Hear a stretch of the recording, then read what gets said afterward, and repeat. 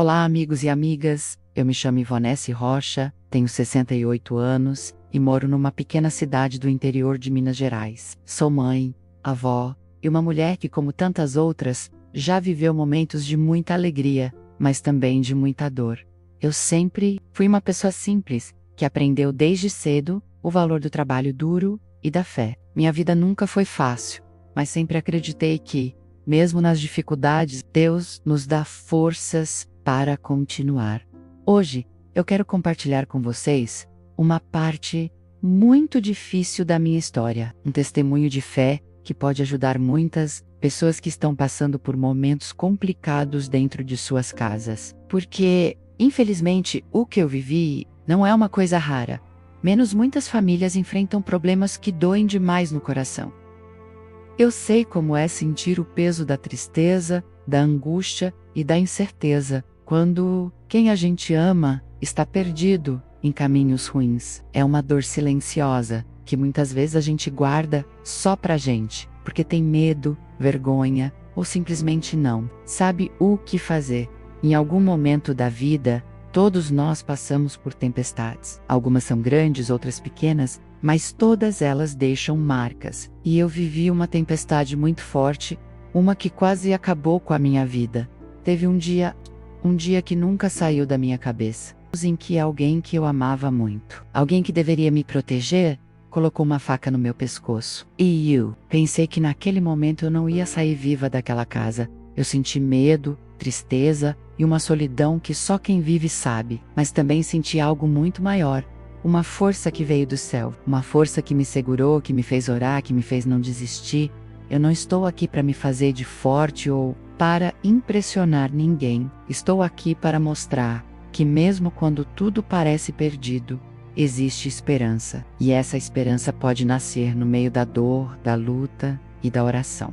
Se você está ouvindo essa história e sentindo o coração apertado, eu te peço, não desista. E se essa história tocar seu coração, por favor, deixe um like, compartilhe, para que outras pessoas possam encontrar conforto e talvez uma luz no fim do túnel. Eu sei que Deus ainda faz milagres. E essa é a minha história. Obrigada por me ouvir. Depois do divórcio, minha vida foi ficando mais tranquila. Eu me ocupava com a costura. Fazia barras de calça, consertos de roupas para a vizinhança. Era pouco, mas me ajudava a pagar as contas, comprar meus remédios e me distraía. Eu sempre gostei de costurar, era meu momento de paz. Sentava perto da janela, escutava os passarinhos e ia remendando a vida, ponto por ponto. Até que um dia, eu recebi uma ligação. Era meu filho, ele estava morando no Rio Grande do Sul, com a esposa e as 2 filhinhas. Mas ele tinha perdido o emprego por causa da pandemia. A crise veio como uma onda, levou o trabalho, levou a paz, levou até o casamento.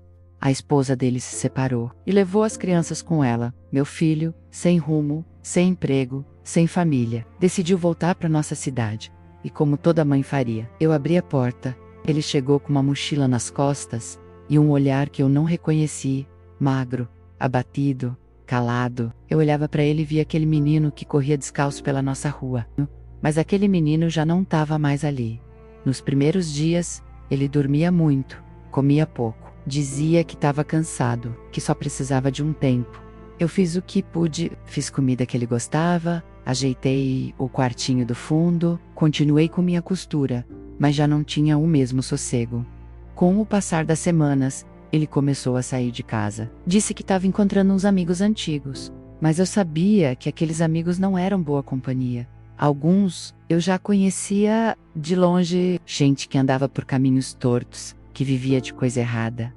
Meu coração de mãe começou a apertar. O olhar dele mudava. Às vezes chegava em casa com raiva, com palavras duras, outras vezes ficava quieto no escuro, como se carregasse o mundo nas costas.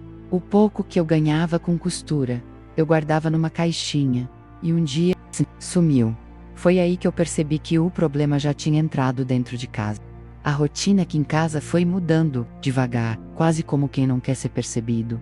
Eu acordava cedo para fazer café, pegava minha caixinha de costura e sentava no cantinho da varanda, como sempre fiz. Mas ele, meu filho, tarde às vezes não tomava café, saía calado. À noite voltava com um cheiro estranho, o olho vermelho e uma inquietação que me deixava com o coração apertado.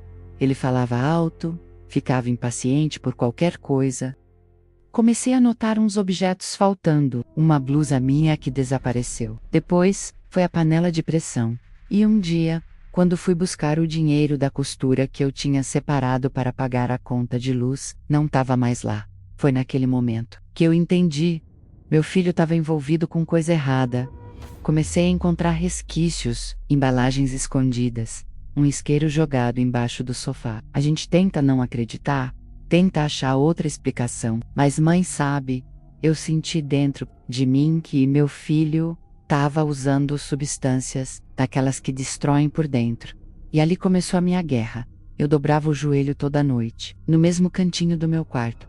Colocava uma foto dele sobre a cama e orava. Às vezes eu só chorava, nem saía a palavra, e dizia: Senhor, salva o meu filho. Eu não posso mais com isso, mas o Senhor pode. A casa foi ficando triste, pesada.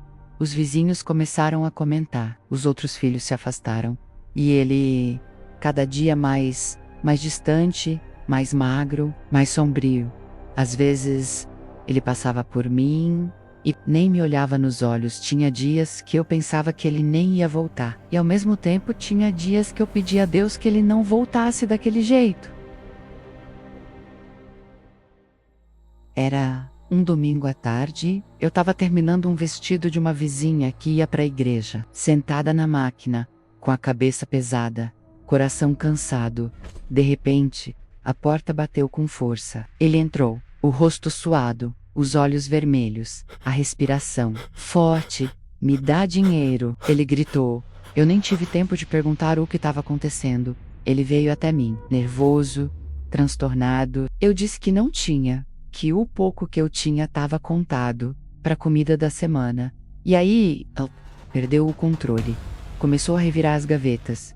Empurrou a cadeira onde eu estava sentada. Você está escondendo, eu sei que tem. Ele gritava.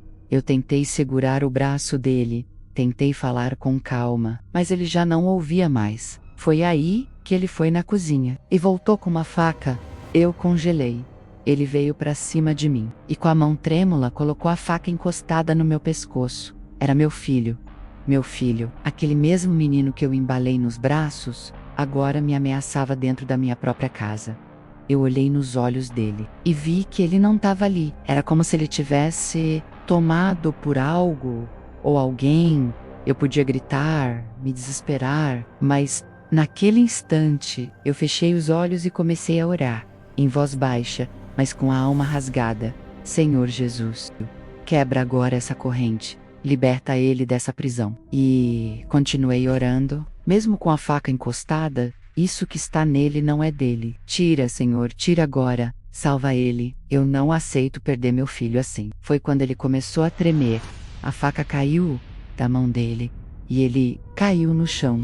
Começou a chorar, a se contorcer, como se algo estivesse saindo dele. Tentei abraçar, segurar, acolher, mas ele se desvencilhou, se levantou de repente e saiu correndo. Foi embora. E por dias eu não soube onde ele estava. Mas uma coisa eu sabia, algo mudou naquele dia, porque quando a gente ora com fé, mesmo que o mundo desmorone, Deus ouve.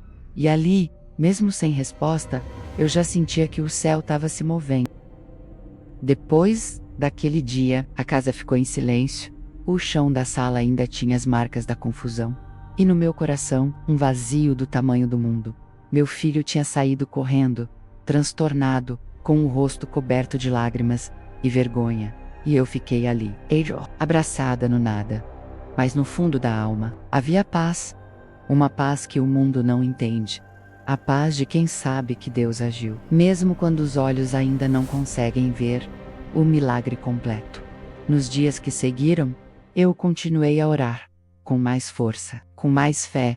Eu ia para a igreja, dobrava os joelhos na frente do altar e dizia: Senhor, o inimigo tentou matar, mas o Senhor já começou a libertar. As irmãs vinham falar comigo: Irmã Ivonesse, como você está aguentando? Você não tem medo dele voltar?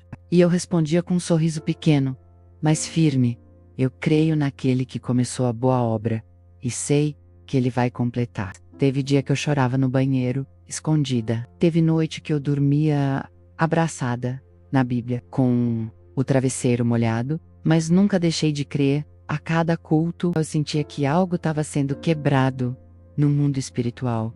Eu orava como Ana, que chorava amargamente diante do Senhor, mas não perdia a esperança. E quando a dúvida batia, eu me lembrava de Isaías 4, 1 e 10. Não temas, porque eu sou contigo. Não te assombres, porque eu sou o teu Deus. Eu te fortaleço e te ajudo, e te sustento com a destra da minha justiça. Eu dizia isso em voz alta dentro de casa. Meu filho não é lixo, ele é promessa. O diabo não vai levar ele, porque ele é herança do Senhor. E mesmo sem saber onde ele estava, mesmo sem uma ligação, sem uma mensagem, eu já chamava ele de volta pela fé. Senhor, prepara o retorno, mas não deixa ele voltar do mesmo jeito. E ele restaurado, limpo, curado. E no fundo, bem no fundo, eu sabia que Deus já estava preparando o reencontro. Já fazia quase 2 semanas que ele tinha saído.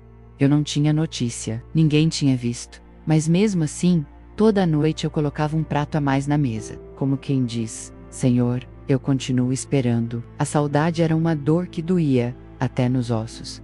Mas a fé, essa me sustentava. Até que, num sábado à noite, nossa igreja fez um culto da família. Era um culto simples, na nossa congregação pequena, com bancos de madeira e ventilador no teto. As irmãs estavam alegres, os irmãos orando pelas casas, e eu fui, mesmo sem ânimo, fui porque sabia que aquele lugar era onde eu respirava, onde eu recebia força. Me sentei na última fileira, quieta, com a Bíblia no colo, e foi ali, bem no meio do louvor, que senti alguém se sentar ao meu lado. Não olhei de imediato, mas o perfume, o silêncio, o peso daquele momento. Eu conhecia, virei devagar, e lá estava ele. O rosto limpo, o olhar calmo. Era meu filho. Ele me olhou com os olhos cheios d'água e disse baixinho: Mãe, me perdoa. Eu não consegui responder, só segurei a mão dele com força e chorei. O culto continuava, mas para mim, o céu tinha descido. Ali naquele banco, depois do culto, ele contou que tinha passado dias numa casa de um conhecido da igreja. Disse que depois daquele dia em casa, algo começou a mudar dentro dele. Começou a sentir enjoo daquilo tudo. E uma madrugada, de joelhos no chão, ele orou como nunca tinha orado na vida. Deus, se ainda dá tempo para mim, me ajuda, me limpa. E Deus ouviu. A transformação não veio de um dia para o outro, mas aquele reencontro foi o começo de uma nova caminhada. Ele começou a frequentar a igreja, buscou ajuda, pediu perdão aos irmãos, e a casa voltou a ter riso, voltou a ter cheiro de café com esperança. E eu aprendi que a oração de uma mãe pode romper cadeias invisíveis. Aprendi que mesmo quando tudo parece perdido, Deus ainda escreve finais diferentes. Porque como diz a palavra, em Jeremias 2, 9 e 11, eu é que sei os pensamentos que tenho a vosso respeito, diz o Senhor, pensamentos de paz, e não de mal, para vos dar o fim que desejais. E hoje, eu posso dizer com toda certeza, vale a pena confiar, vale a pena orar, vale a pena esperar, porque Deus não falha. E essa foi a minha história, uma história de dor, mas acima de tudo, uma história de fé. Fé que não desistiu. Fé que orou mesmo sem resposta. Fé que viu o impossível acontecer dentro de casa. Se você também tem enfrentado lutas na sua família, se existe alguém que você ama mas que parece perdido, não pare de orar. Não perca a esperança, porque o Deus que restaurou o meu filho pode fazer o mesmo com o seu. Ele ainda transforma lares. Ele ainda liberta, ele ainda responde orações de joelhos e lágrimas no travesseiro. E se essa história falou com você, deixa o seu like para que mais pessoas recebam essa mensagem. Comenta aqui abaixo com o nome de alguém que você ama e que precisa de oração. Eu vou ler e orar junto com você. Compartilhe esse vídeo com outras mães, pais e famílias que estão lutando por alguém. Que essa história chegue onde precisa chegar.